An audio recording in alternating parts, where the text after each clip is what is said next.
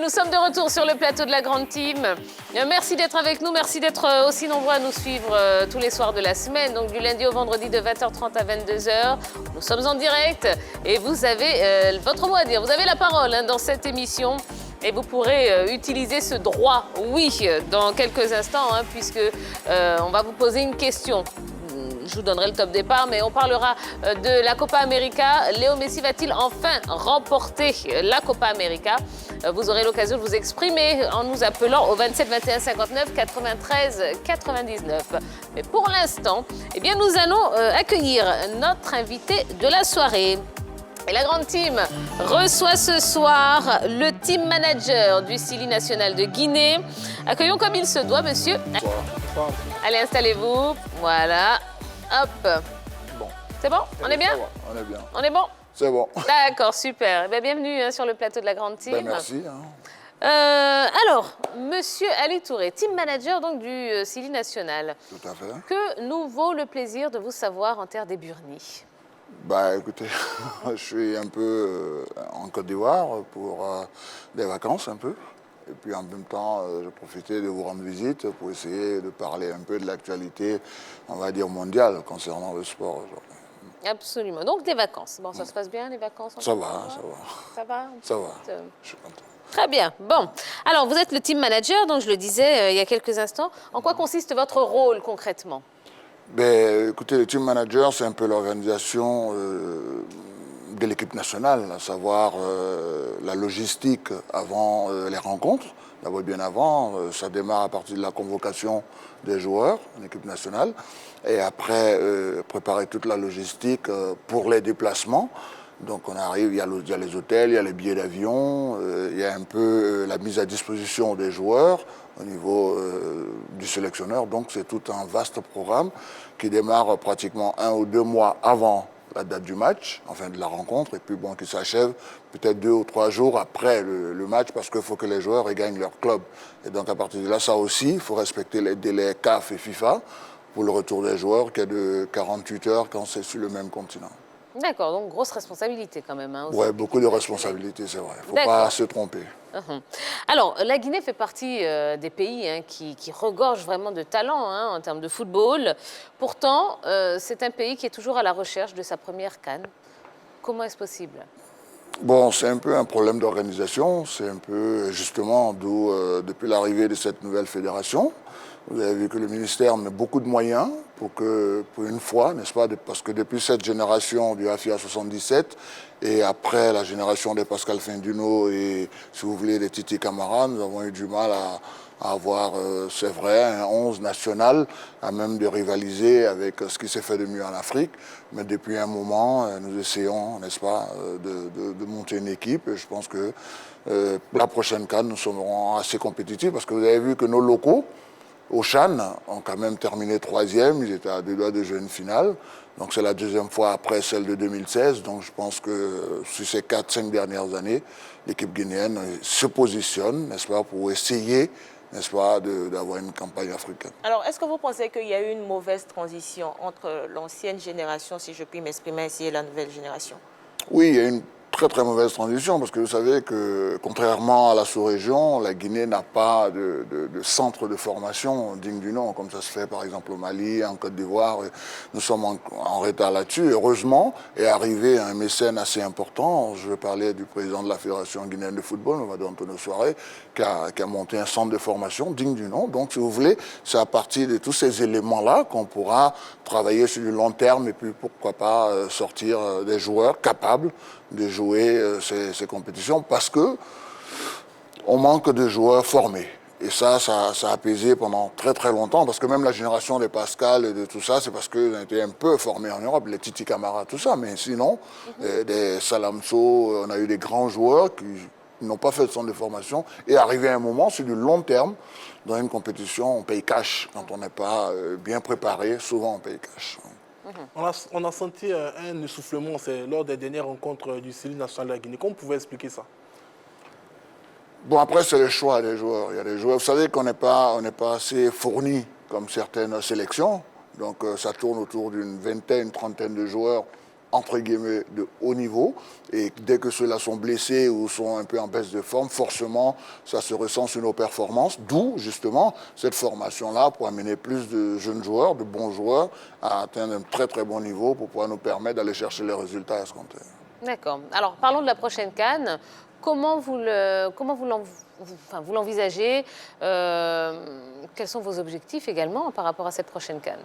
Bon, nous sommes dans une génération où on ne peut plus parler de passer le premier tour, où c'est minimum aujourd'hui, et c'est les demi-finales, vu les moyens colossaux que met l'État aujourd'hui dans le football. Donc c'est vraiment minimum demi-finale. Et ça passe d'abord par une bonne campagne mondiale, parce qu'il y a les éliminatoires de la Coupe du Monde avant la CAN. Donc ça passe par des bons résultats. Et puis bon, après, on essaiera de voir comment on va aborder cette CAN-là, où beaucoup de nations. Bon, on sort quand même de la pandémie, hein, donc ça fait aussi que tout ça peut peut-être fausser les calculs, mais on espère en tout cas jouer minimum les demi-finales, sinon pourquoi pas pour une fois aller jouer la finale à la CAN. En tout cas, c'est l'ambition du staff, c'est l'ambition du ministère, qui, quand vous regardez bien sur la dernière journée FIFA, nous sommes la seule nation à avoir fait 4 matchs amicaux.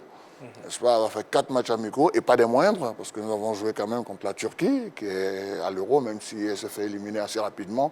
Donc ça veut dire que le ministère, en tout cas, a mis beaucoup de moyens pour que nous nous préparions dans les bonnes conditions pour les éliminatoires de la Coupe du Monde et pourquoi pas par ricochet sur les éliminatoires, enfin sur la CAN en 2022. Vous avez parlé des éliminatoires de la Coupe du Monde. Est-ce que pour cette fois-ci, la Guinée veut se donner les moyens d'arriver pour la première fois de son histoire en phase finale de Coupe du Monde? Oui, ça c'est en tout cas c'est l'ambition du ministère, comme je vous l'ai dit, mais aussi du staff aussi d'ailleurs, parce que tout ça, malgré les moyens que met évidemment l'État, il faudrait bien que le staff aussi soit conscient et que veuille aller en cette Coupe du Monde. Donc je pense que, et puis moi, je suis de nature quand même assez ambitieux, donc voilà, je fédère tout ce monde-là pour qu'on aille à cette première qualification qui est extrêmement importante pour la Guinée d'ailleurs. Aujourd'hui, votre équipe nationale, comme vous l'avez si bien dit, regorge plus de joueurs binationaux que de joueurs issus du terroir du côté de la Guinée. On sait que, bon, au niveau des centres de formation, les jeunes qui montent en puissance, bon, ce n'est pas pour demain que du côté de la Guinée, on va faire confiance aux joueurs qui évoluent localement. Quels sont les binationaux sur lesquels vous avez un regard pour renforcer cette équipe guinéenne dans les mois à venir? Bon, binationaux, c'est un peu un terme que je n'aime pas trop. On reprend ça pour les. Mais bon, on va dire des Guinéens, on est voilà. à l'étranger. Bon, et ça relève surtout de la compétence du sélectionneur. Mais tous les Guinéens, à même d'apporter un plus aux sélectionneurs pour obtenir les résultats espérés, en tout cas, seront sollicités. Et nous avons eu certaines difficultés pour quand même faire venir certains jeunes, dont je vais taire le nom, parce que pour l'instant, nous sommes en pourparlers et peut-être que nous allons aboutir.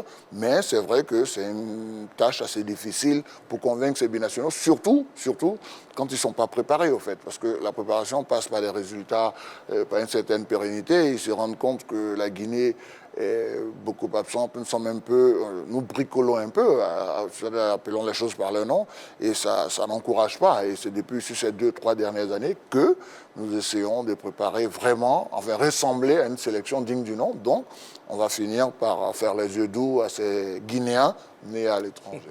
Alors, en attendant la formation des joueurs locaux, comment faites-vous pour pallier le déficit de joueurs qui évoluent en Europe afin qu'ils puissent venir jouer pour la Guinée? C'est d'aller à leur rencontre, c'est de leur expliquer le projet. C'est le sélectionneur d'abord qui va les voir. Après, bon, je vais les voir pour la partie administrative, parce qu'après, c'est vrai qu'ils sont nés souvent à l'extérieur. Souvent, ils n'ont pas de passeport, ils n'ont pas encore les documents.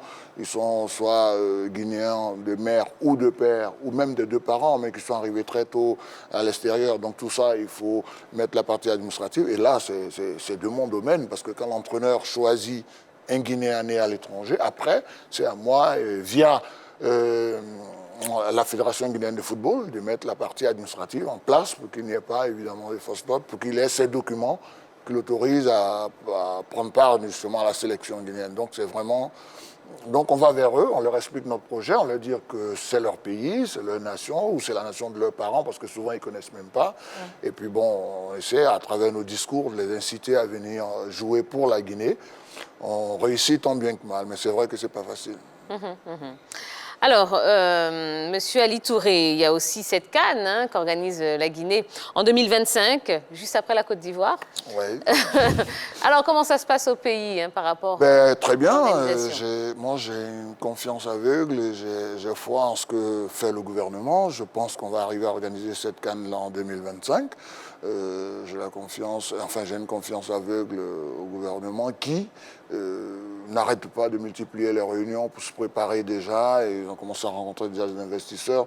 Donc je pense qu'on sera à l'heure en 2025 pour organiser. Oui, je crois, parce qu'en plus, surtout que la 2023 se joue en Côte d'Ivoire, donc à côté, à 1h30 de vol, donc on aura le temps de pratiquement faire du copier-coller dans son organisation, mais j'ai l'espoir qu'on puisse organiser cette CAN-là, parce qu'on a pour dirigeants, nos dirigeants d'État, c'est des gens un peu qui respectent un peu leurs engagements. D'accord, mais de façon concrète, vous en êtes à quelle étape à l'étape des réunions seulement? Non, pas seulement. On a déjà retenu les sites. D'accord. On a retenu les sites, ils ont visité les sites, ils ont commencé à poser certaines premières pierres. Nous avons l'un des plus beaux stades de la sous-région. Attention, Oui, l'un des.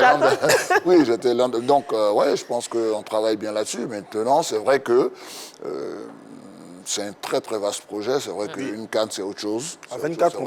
Voilà, il faut se dire la vérité. C'est très, très lourd. Mais on parle de l'État. Et l'État, généralement, trouve les moyens de financer un projet, surtout de cette envergure-là. Donc, je n'ai pas de doute. Vu que le projet de la Guinée serait forcément de remporter une CAN organisée sur son territoire, et quand on regarde la trajectoire des joueurs qui évoluent actuellement avec l'équipe nationale de la Guinée, on sait qu'il y a un bon nombre qui ne sera pas présent en 2025. Vous avez parlé des centres de formation et autres. Quel est l'objectif, à moyen terme, avant cette compétition-là, pour permettre à l'équipe de Guinée d'avoir une formation véritablement homogène, véritablement prête pour relever ce défi? C'est ce que je vous ai dit tantôt. Il y a les centres de formation, c'est vrai, mais après, c'est le terrain qui va diriger un peu le sélectionneur. Peut-être que d'ici 2025 vont émerger certains talents, vont arriver. Bon, peut-être qu'on va arriver au vu de la CAN 2022, peut-être qu'à une certaine génération, mais ils ne sont pas si vieux que ça. Nous avons une moyenne de 23, 24 ans. Donc, je pense qu'à 28 ans, ils seront encore très, très performants. Ils auront l'âge, si vous voulez, de l'expérience. Donc, justement, 2025, pourquoi pas, on peut remporter notre CAN, même si Vous espérez la remporter en 2022 ou en 2000... Non, déjà jouer la finale en 2022. 2023 en Côte d'Ivoire, pourquoi pas, la même chose. Et 2025 remporter. Comme ça, on sera dans un meilleur timing. On espère remporter quand même notre CAN, mais sinon, pourquoi pas. Maintenant, si on remporte une avant, on pourra faire l'impasse sur celui de 2025. D'accord, très bien. D'autres questions à notre invité? Non, pour l'instant, non. Faut que ce soit maintenant, parce que on va devoir le libérer. Oh, c'est dommage, mais bon, c'est pas grave.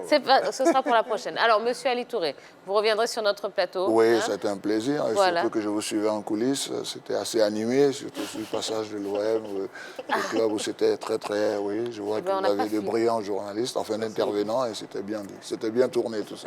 Merci beaucoup, en tout cas. On a passé un bon moment avec vous. C'est moi. Vous revenez quand vous voulez. On vous souhaite de passer de bonnes vacances. Merci. C'est que je suis un peu ivoirien, donc voilà, je suis un peu chez moi. Ah ben voilà. Bon. Vous n'êtes pas un peu, vous êtes beaucoup chez vous. Ah bon, on va dire ça.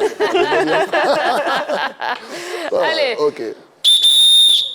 On va marquer une nouvelle pause dans ce numéro de la Grande Team. Ne bougez surtout pas. Non, juste après la pub, on parlera de la Copa América avec ce choc Brésil-Argentine pour la finale.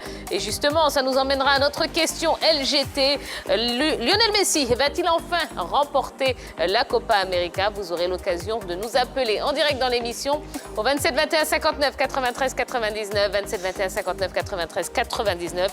Et puis on parlera également de cette rencontre entre l'Angleterre et le Danemark qui est en train de se jouer actuellement.